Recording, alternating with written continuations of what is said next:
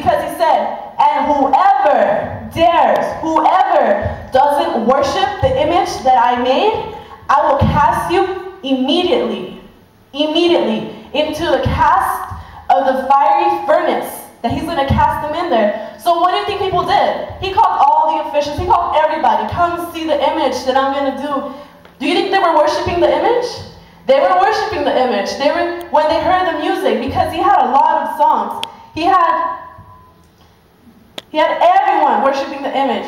He had the sound of the horn, the flute, the harp, the lyre, and the psaltery in symphony with all kinds of music. So when you hear the music, you bow down and you worship the image. Everybody was worshiping the image because they listened.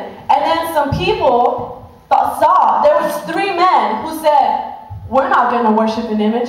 They stood up for what they believed in. They didn't go doing what everybody else did. They said, no, we have our God. We're not going to worship the image. So when the songs came and all the instruments played, like, they made a big deal about this image. Everybody went down and worshiped the image.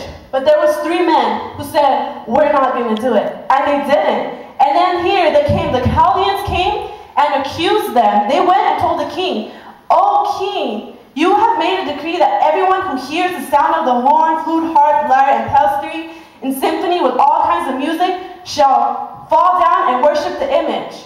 But there's 3 men. These men, O king, have not paid due regard to you, and they do not serve your gods or worship the gold image." They were telling on them. They were saying, they don't do it. They don't worship the image. King, look. And the king said, what? They're not worshiping the image that I created? Bring them to me now. Bring them. He was mad because he was the king. And you're supposed to do what the king says. But you know what? They had an even bigger king. Who was the bigger king? That was our God. He is the bigger king. He's the one that they worship. So he said, bring them to me. He was furious, in fury, mad, angry. And he said, is it true that you guys are not worshiping my image? Is it true? Did they deny it? They didn't deny it. They said, yes, it's true. We have our God. We're not going to worship your image. And he said, if it's that case, they told him, if it's that case, our God whom we serve is able to deliver us from the burning fiery furnace, and he will deliver us from your hand, O king.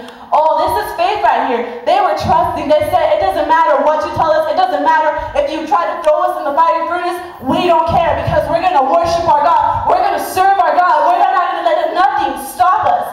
And the king, when he heard this word, because they told him, our God will free us from you. Our God will not let you hurt us. Our God is going to stop you. Our God will protect us because they trusted in him. The king, when he heard these words, he was furious. He said, what? Who are you going to question me? He was mad and he said, heat up the furnace 7 times more. Fast, hurry up. He probably went crazy. He was like, oh, you question me? He was probably going insane. He said, heat it up 7 times more. Make sure it's really hot. And he said, immediately, orders right then and there. First he said, will you worship when you hear it? I'll give you a chance. That said, no, we have our God. And he got so mad. And they heated the oven, the fiery furnace, 7 times more. And it said, take them, throw them in there. They were trusting in God. They were believing in God. They were saying, our God is faithful.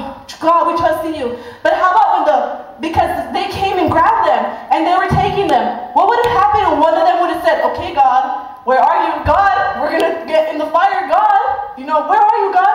What if one of them had said, never mind, I'll worship the image because God's not helping us right now. What if one of them would have doubted?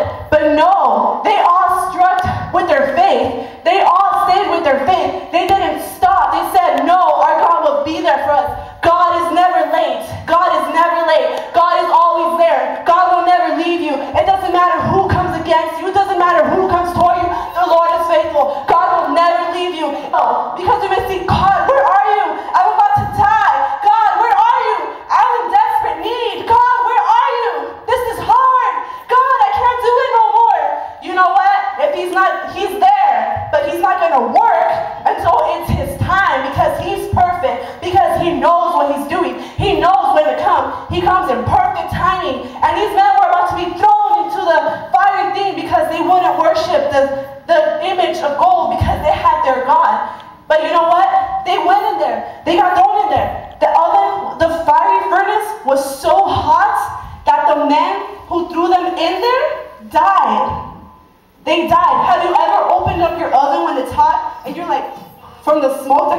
off. It gets hot on your face. Now this heat was so much that they died. The men who threw them in there died of the heat. And they went in there. They fell into the furnace. And they were in there. And then the king was like, afterwards they were in the furnace. Of course they're going to be dead, right? The men who threw them in there died from just throwing them in. They're in there. Of course. They should be dead. But then the king Nebuchadnezzar was astonished. And he spoke and he said, and he told his counselors, did we not cast 3 men bound in the midst of the fire? And they answered and said to the king, true, O king, it's true. And he said, look, he answered, I see 4 men loose walking in the midst of the fire, and they are not hurt, and the form of the 4th is like the Son of God.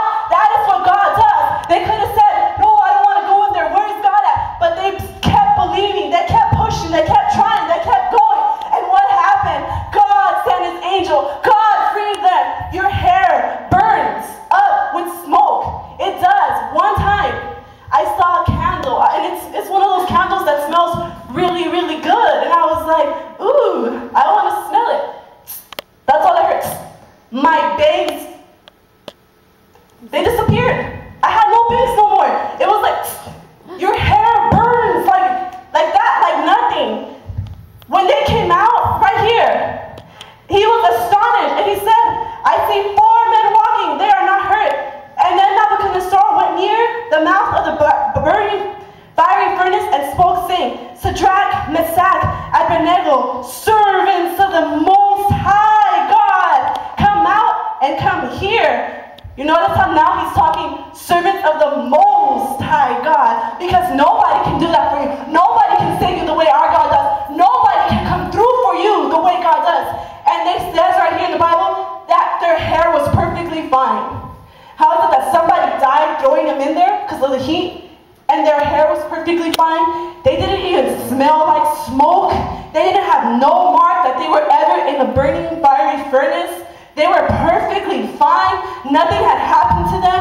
They were safe. Why? Because God is never late. God is always on time. God will always protect you. God will never leave you. God is always there all the time, 24/7. He'll never leave you. Because why? Because he loves you. Because he's faithful. People who say, oh, God is late, I need an answer now. You're not going to get an answer when you want it. You're going to get an answer when God wants to give it to you, because God is faithful. God is never late. What happened right here? They fell into the fiery furnace. And then because of that, God's name was glorified. God's name was exalted. The king said, you're the people of the Most High God.